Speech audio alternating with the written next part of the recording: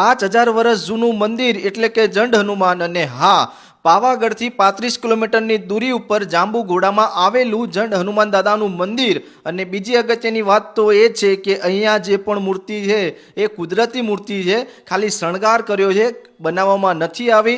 અને હા બીજી વાત જો જોવા જઈએ ને તો 18 ફૂટ લાંબી હનુમાન દાદાની મૂર્તિ જોવા મળે છે અને શ્રીરામ ભગવાનનું મંદિર પણ છે। તો એકવાર અહીંયા તમે અચૂક વિઝિટ કરો અને વિઝિટ તો કરી જશે। અને બીજી અગત્યની વાત તો એ છે કે તમને અહીંયા પાંડવો જે સમયે વનવાસમાં આવ્યા હતા તે સમયની એટલે કે ઘંટી એટલે ભીમની ઘંટી પણ તમને અહીંયા જોવા મળે છે। અને હા બીજી અગત્યની વાત તો એ પણ છે કે અહીંયા મસ્ત મજાના વાંદરા છે, તમે એમને કેળા ને ફળ ફ્રૂટ એવું બધું આપી શકો છો।